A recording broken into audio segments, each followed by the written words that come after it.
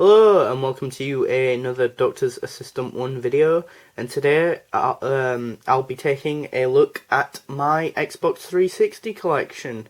This is a collection update, but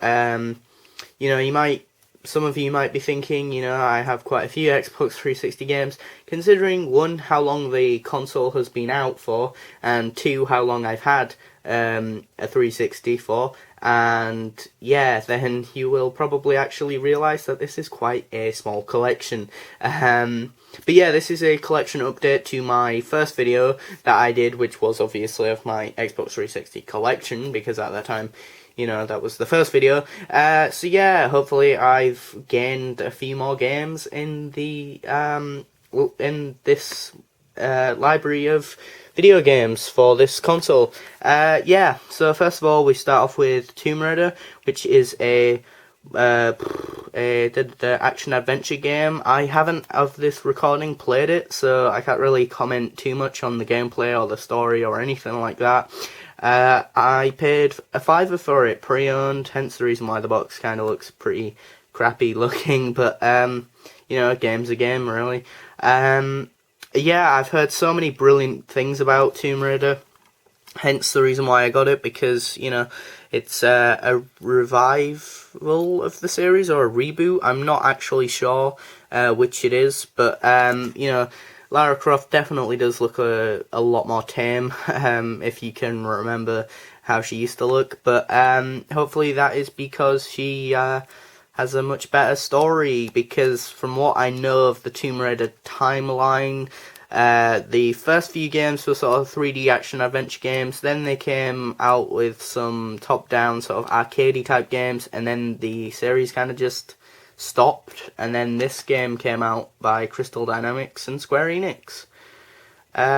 Yeah, so it should be a good game, but of this recording I've not played it, and but I heard a lot of good things about it, so yeah, that's why I just couldn't help but pick it up.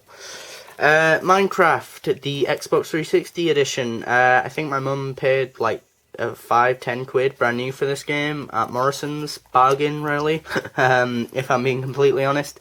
It's Minecraft. What is there to say that hasn't already been said? It's a really good game. I've probably poured a lot of hours into this game.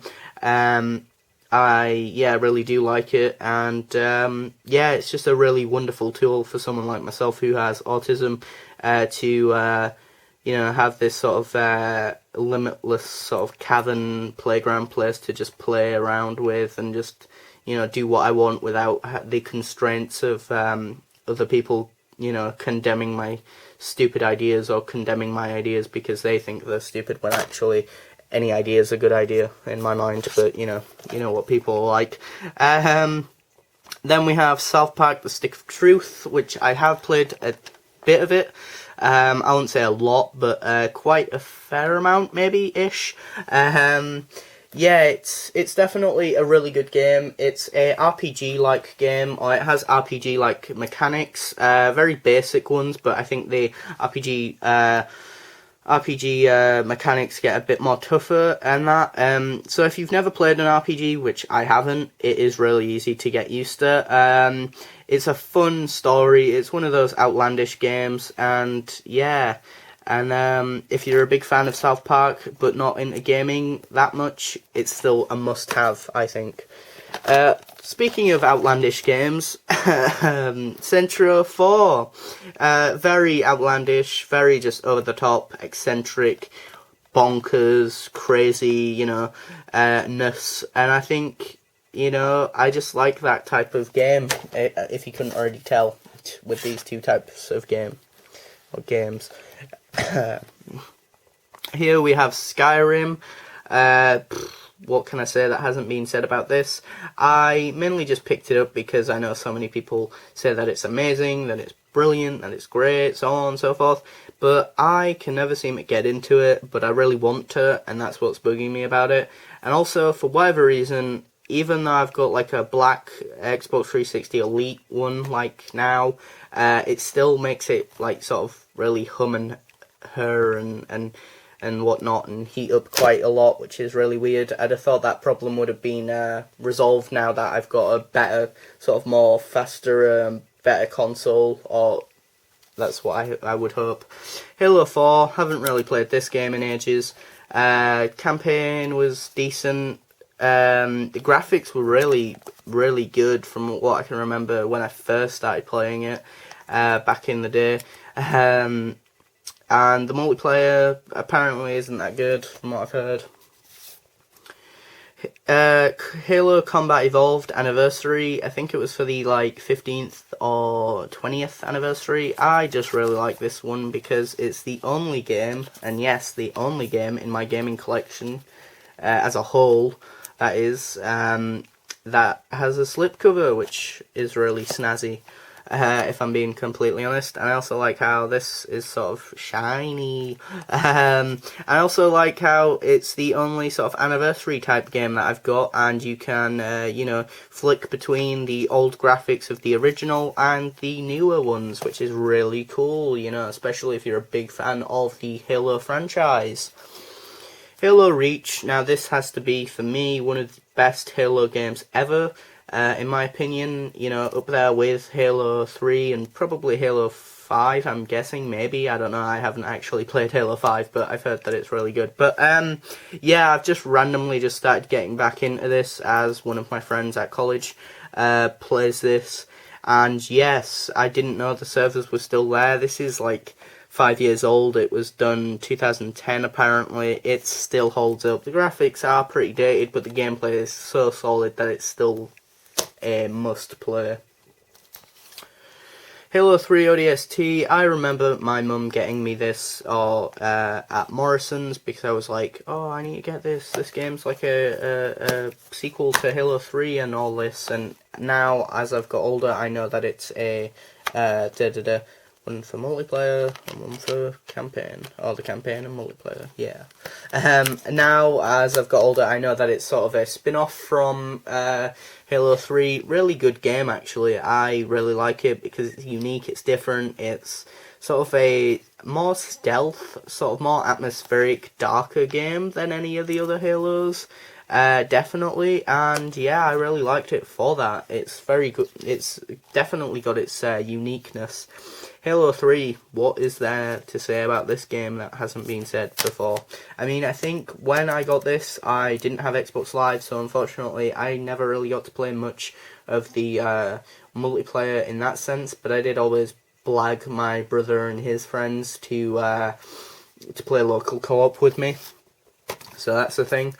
Gears of War Judgment, what a rip-off. I really do wish I hadn't bought this brand new, because, yeah, it's basically, the campaign is very bare bones, and to the point where I feel like the people who did it, who are People Can Fly, who also did Bulletstorm, I feel like they did it, and then Epic Games were just like, well, actually, everything was good and that, but the campaign was too short. And then they added this thing called Aftermath, which is literally like DLC added on to the campaign, which feels like DLC and compared to the other campaigns in the Gears of War franchise anyway. Multiplayer was really good, that was really fun, and yeah, and amazing.